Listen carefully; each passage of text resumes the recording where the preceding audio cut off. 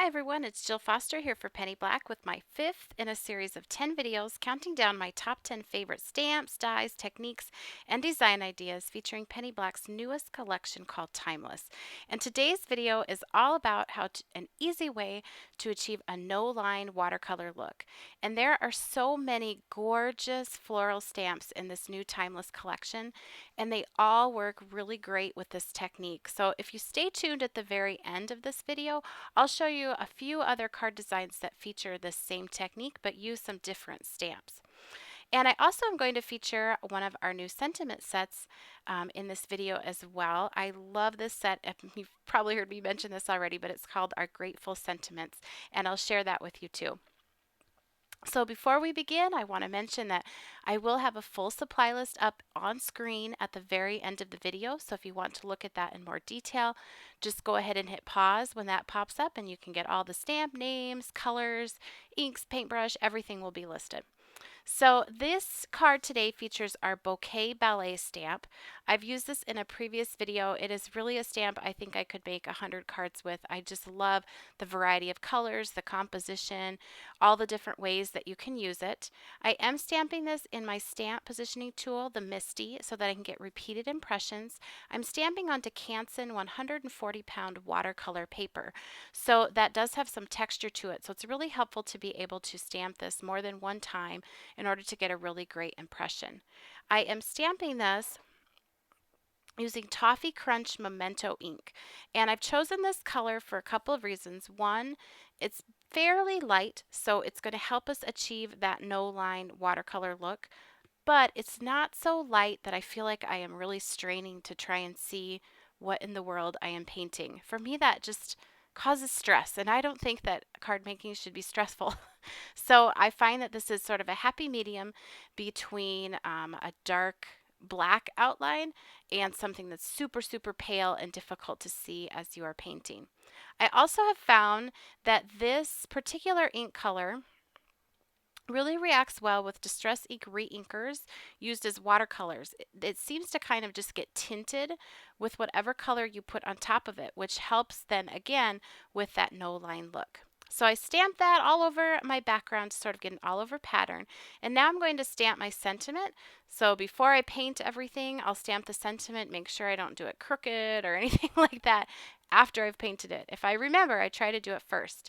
So this Grateful Sentiment set is so fun. You can come up with all of these different ways to put the sentiments together to come up with your own sayings. So I'm using the grateful word first, and I am inking this up to sort of mimic the colors I plan to use to paint the flowers. And I'm inking it with Distress Inks, the mini ink pads. And these are great because they can blend together, and I can go back at the very end with a small paintbrush and they react with water. So I can sort of smooth them out and blend them so even that word grateful gets a bit of a hand painted look. The colors that I am using for this, just looking here at my notes, are Fired Brick, Spiced Marmalade, Mowed Lawn, and Salty Ocean. So just kind of inking it up section by section and then stamping those down. Then I'm going to take the other smaller portions of the stamp set to stamp out the rest of my phrase. So on this card, I'm going to say, I'm grateful because, so I've got the I am and then the grateful we already did, and I'm adding the because, and then I'm putting you are such a great friend. But you can choose, there's lots of different options for what you can put. I'm grateful because you are there to hold my hand. There's all kinds, if you take a closer look at this set, there's lots of different ways you can combine them. I like the combination of fonts that are here. You can use some of these just on their own, like I've used the You Are Such a Great Friend all by itself. And because you can sort of arrange them yourself, you can, like I'm doing on this card, fill them up to suit the area that you have left for a sentiment on your card. So now I'm ready to begin painting, and I'm just putting little dots of the Distress Ink Reinker color onto an ink palette. You could also use like an acrylic block, anything that's non-porous to put those onto. Before I start painting, I'm going to take a Pitt Artist pen and the small tip and just color in these small little dots, I think they're called stamen, and just color those in. This is waterproof, so I can paint over the top and nothing's going to happen. And then I'm also using a green Pit Artist pen and coloring in these really small sort of stems and branches that are sticking out. I find this is easier just to do with a fine tip pen rather than trying to get in there with a paintbrush. So now I'm ready to start painting with those Distress Ink reinkers. I am just sort of starting here on one of the petals in this large flower, and I'm starting with this sort of petal or this flower.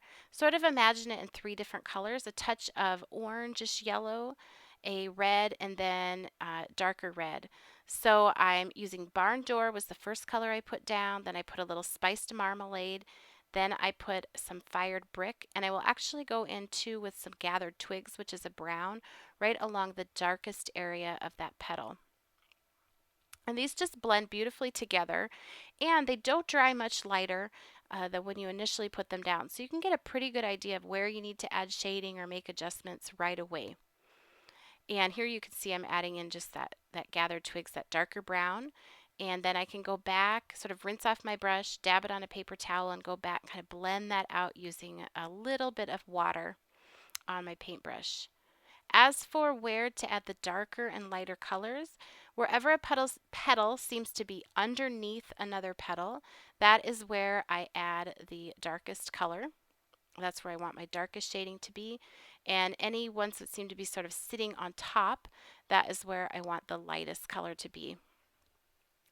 Now, if it makes you nervous or you're not sure where to put the light and the dark, my advice is just go for it. Have some areas of light and some of dark.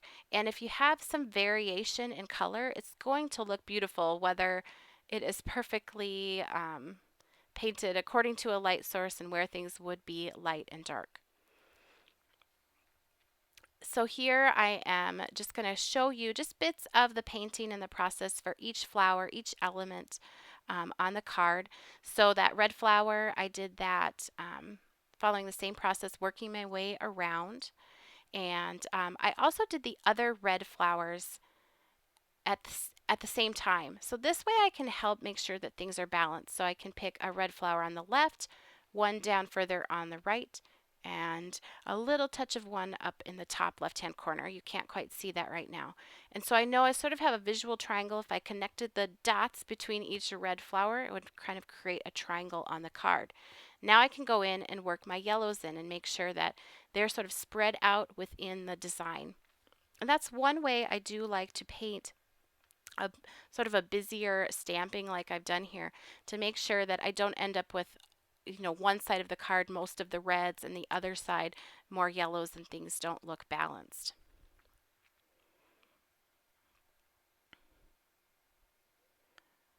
And here you can see I'm just working my way around, putting in that darker orange and even just a little touch of red there, and then blending it out with just a touch of water on my paintbrush. Now you could do this with whatever type of medium that you like. You could do it with regular watercolors. You could do it with colored pencils. There's no wrong way to do this. I just like the reinkers. For one, it's a very affordable way to have a lot of different colors in your palette. And for me, they're just so bright and vivid that that appeals to me. I really like bright colors. And I'll just add a little bit darker area here to the center.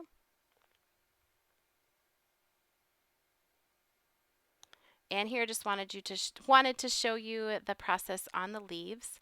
Same thing, any leaves that seem to be sort of going behind another leaf, I put the darkest area closest to where it's going behind, and then light as it moves away from that.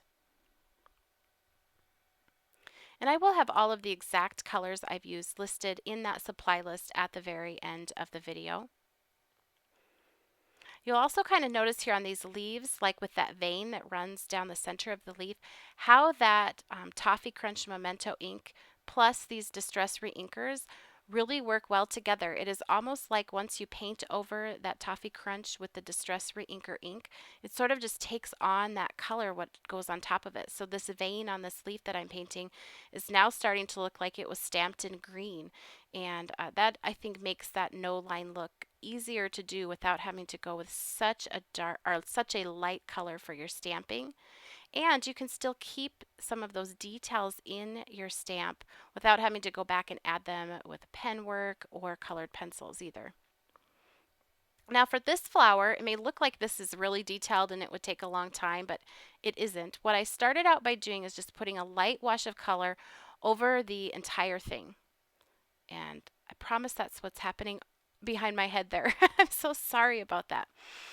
So I'm just mixing and putting this light wash of color right over the entire thing, even sort of the background. I'm not worried about only painting it right on the flowers. And then I'm going to go in, I'm going to make sure that it's dry before I do the next step so that we don't have everything sort of bleeding out into the different petals.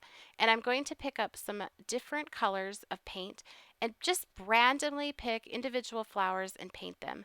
This happens to be the same color that I used to paint the wash over the entire background of the flower. I'm just using less water with it, so it's a stronger version of that color.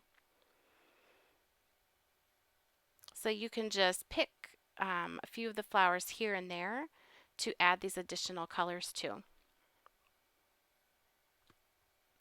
I've given this more of a turquoise look just because that's one of my favorite colors, but you can also go real blue with this or any color that you want. All of these, I don't really follow the rules or what's a flower is supposed to be. I just pick colors that make me happy, and just by changing your color scheme on this, you could give it a totally different look.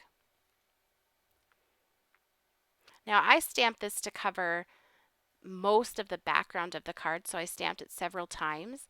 But if you sort of want less to tackle or less to paint, then you could certainly stamp this just one time, or you could stamp it further out towards the border so you had less to color. You could have it go all the way around the card and just put your sentiment right in the middle. There's so many different ways that you can work with these type of stamps, and when you can color them in a really dynamic way that isn't too difficult, it opens up a lot of design possibilities.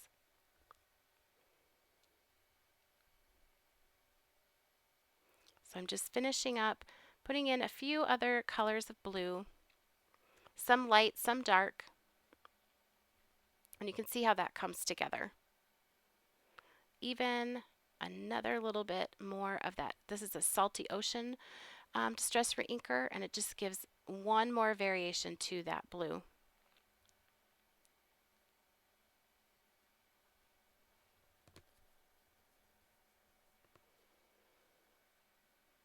So I found that I had this blue turquoise color. I didn't have it anywhere up near the top of the card. I didn't want to try and restamp that flower and get it up there. So I'm just taking a little bit of that color and painting a touch of it up at the top of the card. So there's no flower there, but the eye doesn't really think about it that much. But for me, it did help balance out the colors of the card. It sort of swoops down then on the left, and you have three times or three places on the card where you see some of that blue.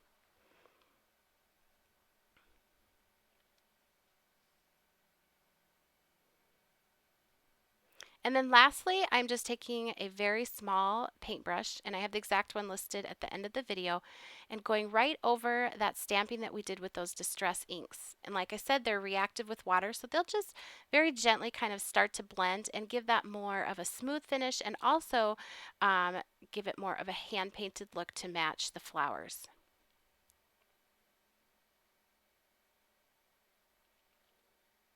You can also put a little bit more color in if you want to pick some up from your palette, which I did here where the green and the yellow met.